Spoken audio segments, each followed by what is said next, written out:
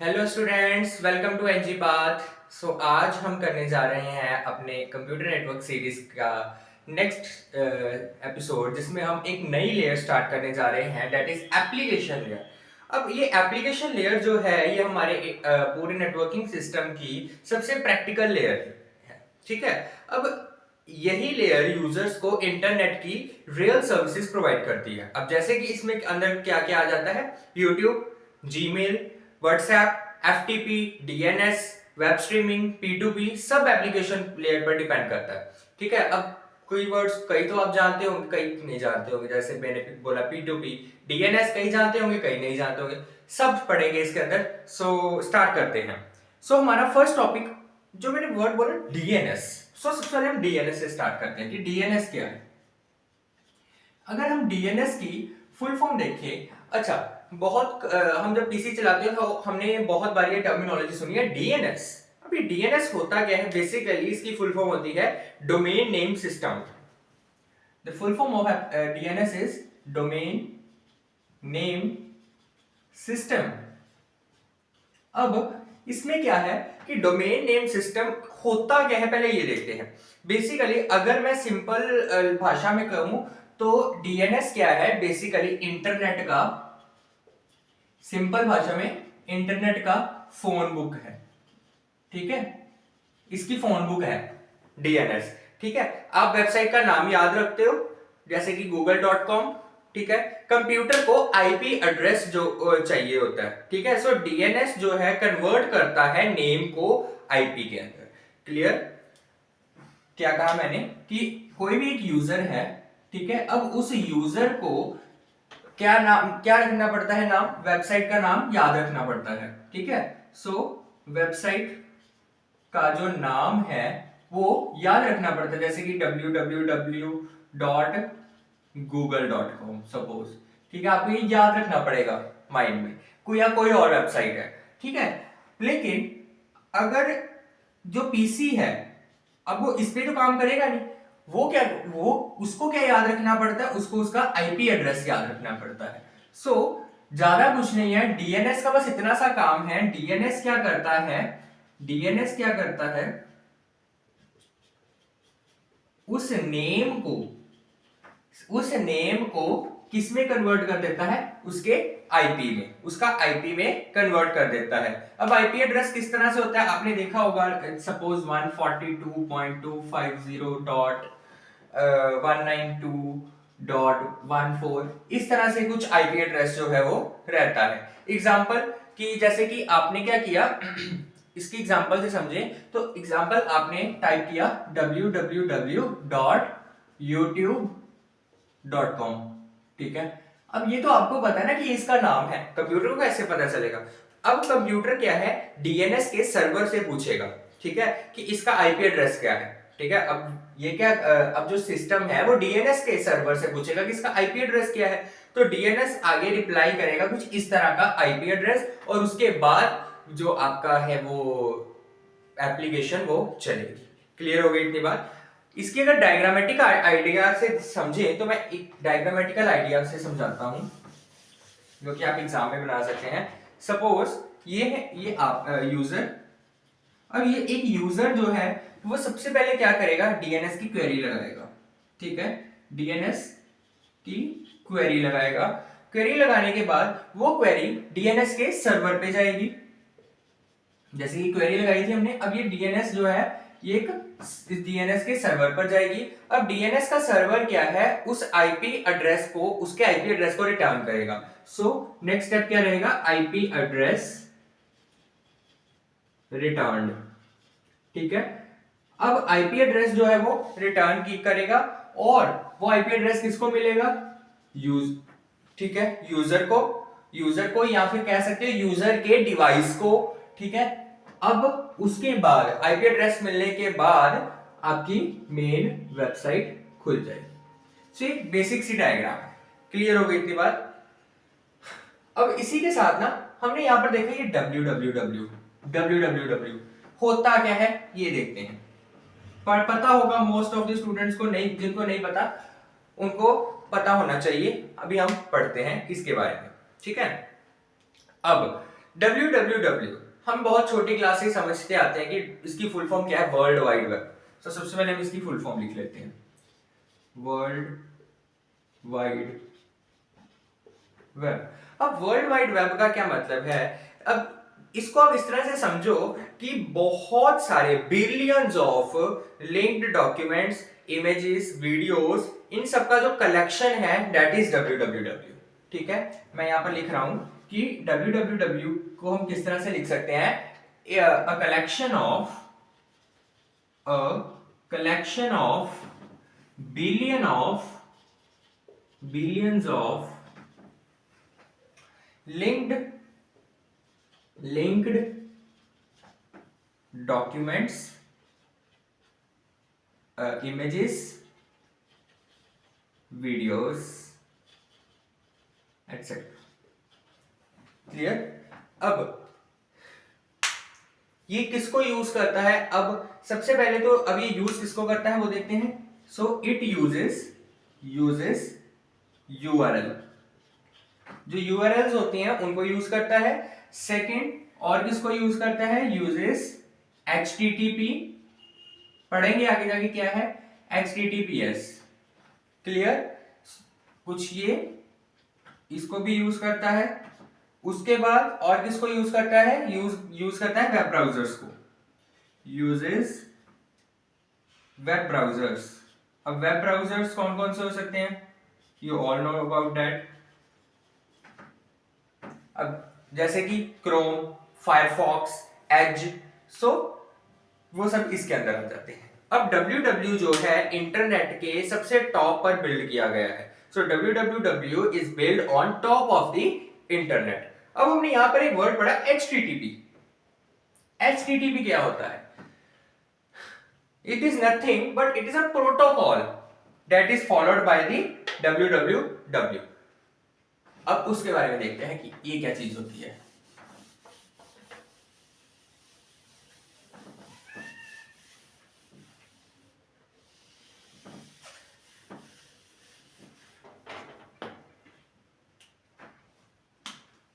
आपने अक्सर ना वेबसाइट्स के नाम के आगे ना ये बड़ा ही सुना होगा, HTTP, HTTPS। आप किसी भी वेबसाइट का ना लिंक खोलना, यूआरएल लिंक, ठीक है, आपको दिख जाएगा स्टार्टिंग में लिखा होता है HTTP, HTTPS। अब इसकी फुल फॉर्म क्या है पहले तो ये देखते हैं। HTTP की फुल फॉर्म क्या है, hyper text transfer protocol. Hyper text transfer protocol.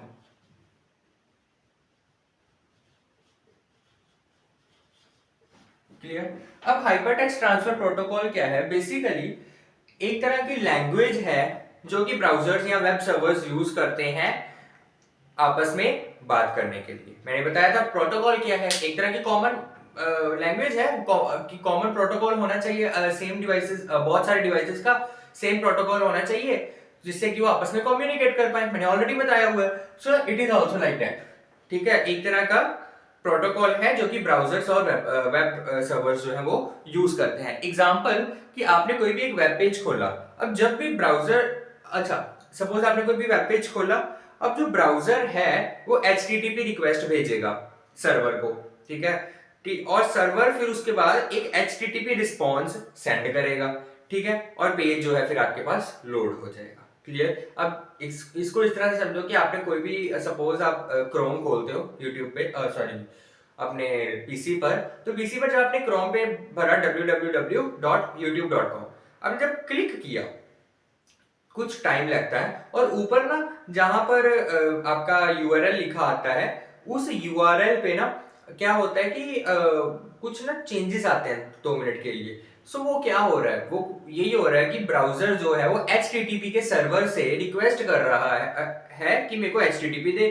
तो HTTP का जब रिस्पॉन्स आ जाता है तो पेज लोड हो जाता है। ठीक है, इसमें ना कुछ मेथड जो है वो यूज होते हैं, उसके बारे में देखते हैं, फिर डायग्रामेटिकली समझेंगे कि किस तरह से वर्क करता है।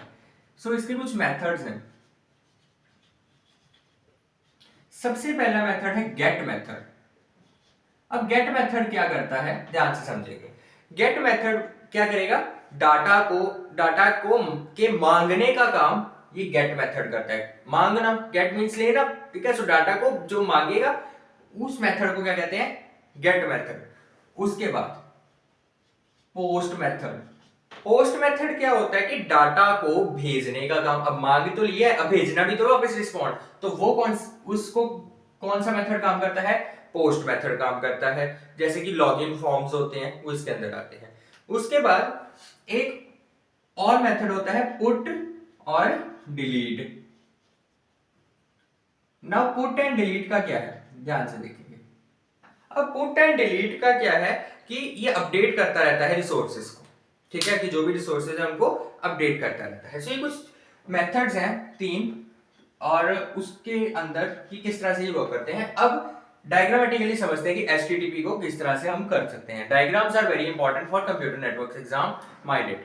अब सबसे पहले मैंने क्या बताया था, क्या खोला आपने, ब्राउजर खोला। अब ब्राउजर पे क्या होगा, हमने रिक्वेस्ट, डाटा को मांगने की रिक्वेस्ट भेजनी है, ठीक है, डाटा को मांगने की रिक्वेस्ट भेजनी है, ठीक है। सो वो मांगने का काम कौन कर रहा है, गेट। सो ब्राउजर क्या फंक्शन मेथड लगाएगा, गेट मेथड लगाएगा। या फिर जिन्होंने तो HTML या वेबसाइट्स पे काम किया हुआ है उनको पता होगा कि गेट की जगह को ना ये भी बोल सकते हैं index.html, it is also doing the same work, ठीक है। सो आप ये भी लिख सकते हैं। अब इससे क्या होगा, गेट मेथड से डाटा मांगेगा, किससे मांगेगा, वेब के सर्वर से, वेब सर्वर।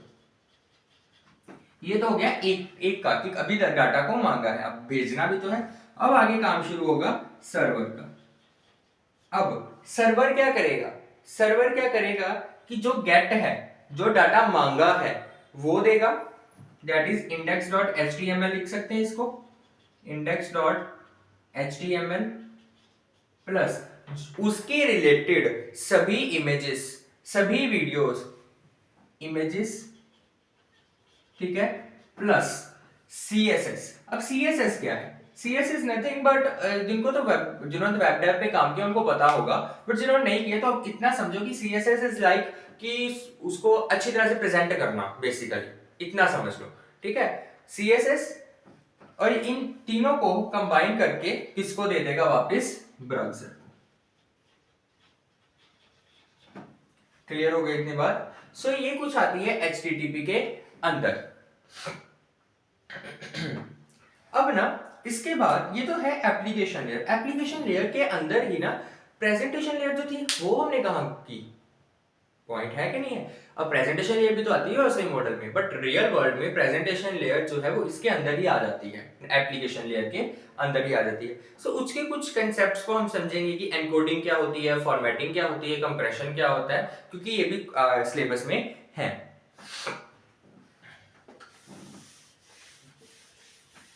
सो अब हम समझेंगे प्रेजेंटेशन लेयर के कंसेप्ट्स के बारे में कुछ।